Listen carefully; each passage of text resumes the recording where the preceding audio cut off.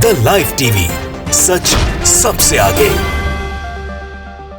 नमस्कार, the live TV आप देख रहे हैं, आपके साथ मैं हूं आदित्य कुमार। महाराष्ट्र में अब सियासी घमासान जारी है। कब कौन क्या कर दे किसी को भी नहीं पता। चाचा भतीजे से बगावत कर जाता है तो पार्टी के प्रति वफादार रहने वाले एकनाथ शिंदे भी बगावत कर जाते हैं। महाराष्ट्र में कुछ भी संभव है। अब इस बात की चर्चा जोरों से चल रही है, क्या बीजेपी का एकनाथ शिंदे से मोहभंग हो गया है।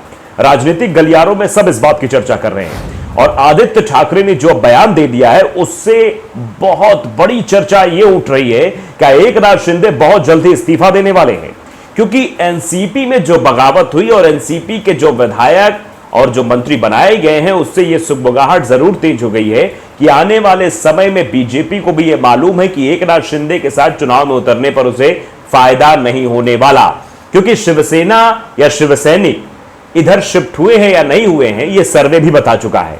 और अब जो आदित्य ठाकरे की तरफ से बयानबाजी हुई है वो काफी तेज हो गई है, क्योंकि उन्होंने सीधे तौर पे कहा है कि एकनाथ शिंदे से इस्तीफा मांगा गया है।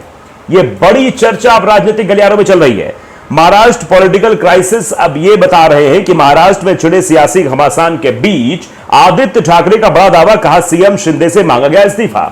क्या यह होने वाला है? क्या आदित्य ठाकरे की बात में सच्चाई है? यह अगर सच बात है तो जो अभी तक कयास लगाए जा रहे थे कि एकनाथ शिंदे कहीं उनके साथ ऐसा ना हो कि धोबी का कुत्ता ना घर का ना घाट का, यह स्थिति ना हो जाए, इस बात की चर्चा भी कर रहे थे। जो राजनीतिक पंडित हैं वो कह रहे थे कि एनसीपी में फूट कराने का मतलब ही है कि एकनाथ शिंदे जब बीजेपी में आए तो इससे बीजेपी को बहुत ज्यादा फायदा होता हुआ नहीं दिखाई दे रहा था। इसीलिए यह बड़ी बगावत जो है एनसीपी में हुई है और उन्हीं वोटों की भरपाई जो है अब की जाएगी, क्योंकि जो सर्वे था वो सर्वे आप सबने देखा था कि एमवीए को ज्यादा सीटें मिल रही थी, यानी महाविकास अघाड़ी जो है वो ज्यादा सीटें जीतती हुई नजर आ रही थी लोकसभा में, जो सर्वे बता रहे थे।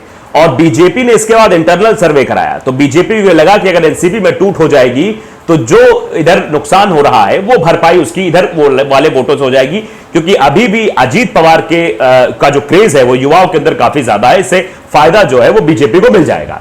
इसी कारण ये सब कुछ हुआ। तो ये सवाल पैदा हो रहे थे कि एक मुख्यमंत्री बनाया गया है, दो दो उप मुख्यमंत्री बनाए गए हैं, क्या अभी महाराष्ट्र में कुछ और बड़ा होने वाला है? क्योंकि अभी बीएमसी चुनाव है, बीएमसी चुनाव के बाद लोकसभा चुनाव है, लोकसभा चुनाव के बाद विधानसभा चुनाव है। तो इन तीनों चुनावों के मद्देनजर क्या अभी कुछ और होगा? ये कयास इसलिए लगाए जा रहे थे कि एनसीपी से आए हुए अजीत पवार को डिप्टी सीएम पद सौंप दिया गया है। देवेंद्र फडणवीस पहले से ही नाराज चल रहे थे, उनके बारे में भी चर्चाएं चल रही थी कि वो मुख्यमंत्री खुद बनना चाह रहे थे।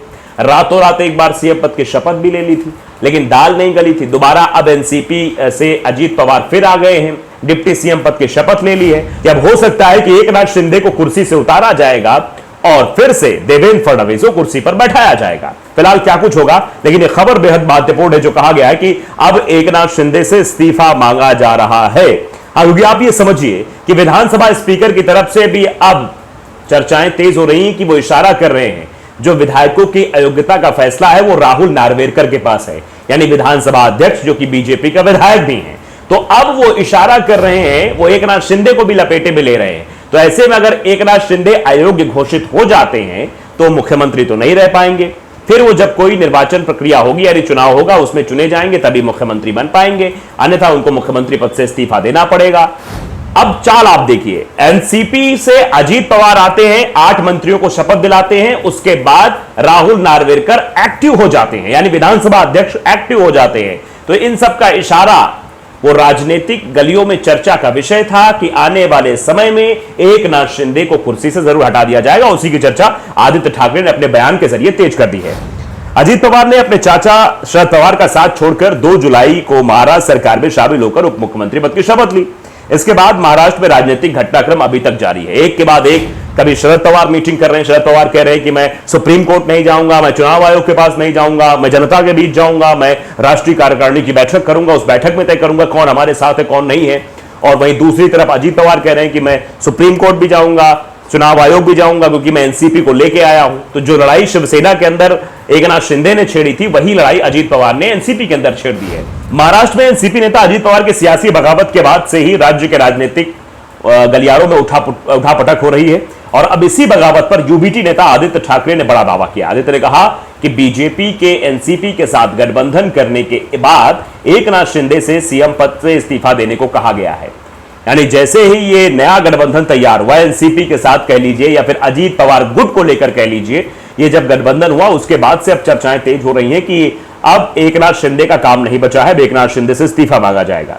आदित्य ठाकरे ने दावा ऐसे समय पर किया है जब अजीत पवार के महाराष्ट्र सरकार में आने से शिंदे खेमे में अनबन और बीजेपी की तरफ से दरकिनार किए जाने की खबरें सामने आ रही हैं। यानी अब एकनाथ शिंदे गुट को तवज्जो नहीं दी जा रही है, जबकि एकनाथ शिंदे ने तो चुनाव चिन्ह अपने पास ले लिया है, शिवसेना उनके पास आ गई है, लेकिन सर्वे तो कुछ और ही इशारा कर रहे थे। सर्वे इशारा कर रहे थे कि ज्यादा सीटें एकनाथ शिंदे को नहीं मिल रही हैं या एकनाथ शिंदे गुट को शिवसैनिक या फिर महाराष्ट्र की जनता असली शिवसेना नहीं मान रही है, क्योंकि वो असली शिवसेना बाला साहब ठाकरे के बेटे उद्धव ठाकरे को मान रही है। शायद इसी वजह से ये बीजेपी को लग रहा था कि उसका नुकसान जो है बहुत बड़ा होने वाला है, उसी नुकसान की भरपाई के लिए सब कुछ किया गया था।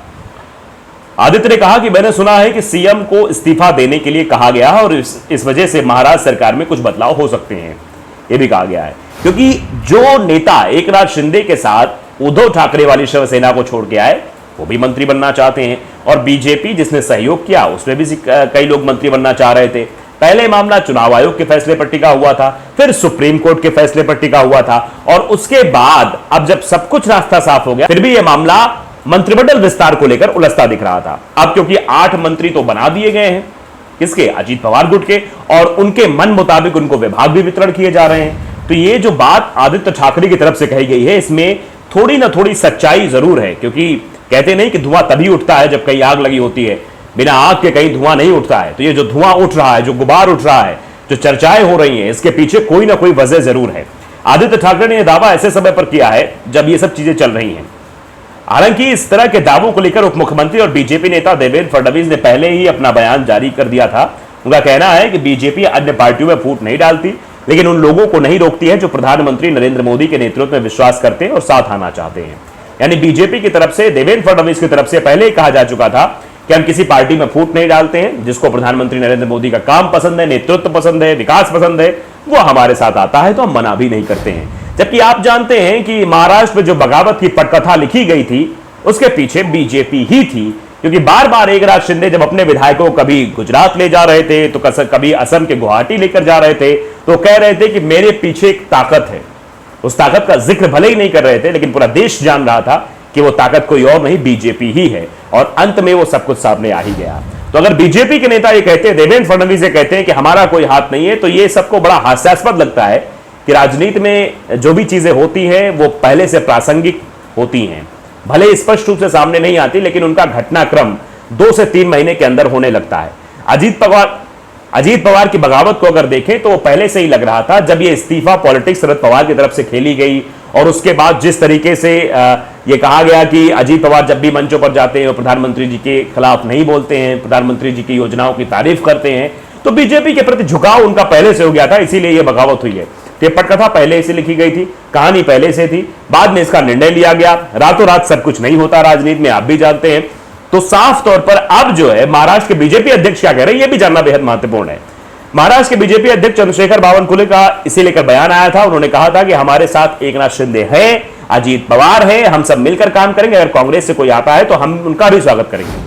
दरअसल यह चर्चा उसी वक्त तेज हो गई थी जब अजीत पवार के साथ 8 मंत्री शपथ ले रहे थे कि अब एकनाथ शिंदे का क्या होगा, एकनाथ शिंदे का राजनीतिक भविष्य महाराष्ट्र में क्या होगा, क्योंकि एकनाथ शिंदे अभी भी अधर में लटके हुए हैं। उनके विधायक की जो सदस्यता है वो बचेगी या नहीं बचेगी, ये फैसला तो राहुल नार्वेकर के पास रखा हुआ है, यानी विधानसभा अध्यक्ष के पास रखा हुआ है। और अगर वो जब चाहेंगे वो बीजेपी के इशारे पर काम करेंगे, क्योंकि बीजेपी का विधायक है, तो फिर एकनाथ शिंदे का पत्ता पूरी तरीके से साफ हो जाएगा। और फिर मुख्यमंत्री बनने की चाह जो देवेंद्र फडणवीस में 2019 के दरमियान भी दिखाई दी थी कि वो रातों रात मुख्यमंत्री पद की शपथ ले लेते हैं अजीत पवार के साथ, वो फिर से ले सकते हैं। तो अब यहां पर आदित्य ठाकरे का यह कह देना कि इस्तीफा मांगा गया है एकनाथ शिंदे से, यह चर्चा बेहद जोर पकड़ रही है। और आने वाले समय में क्या कुछ हो सकता है यह वक्त बताएगा, लेकिन फिलहाल तो अभी बीएमसी चुनाव है और बीएमसी चुनाव पर बीजेपी की नजर है, क्योंकि बीएमसी का जितना बजट होता है वो किसी छोटे राज्य के बजट से भी ज्यादा होता है, तो इसलिए वहां पर नजर टिकाए हुए है। अब क्या कुछ होगा यह वक्त बताएगा, लेकिन फिलहाल लोकसभा और विधानसभा चुनाव को देखते हुए एक बड़ा फैसला महाराष्ट्र में जरूर हो सकता है। और महाराष्ट्र में पिछले 1 साल से जो पॉलिटिकल क्राइसिस हो रहे हैं उसे देखकर तो यही लगता है कि महाराष्ट्र में कभी भी कुछ भी हो सकता है। द लाइव टीवी को अगर आपने सब्सक्राइब नहीं किया जरूर करिए, बेल आइकन दबाइए ताकि सच खबर आप तक पहुंचती रहे। नमस्कार। द लाइव टीवी, सच सबसे आगे।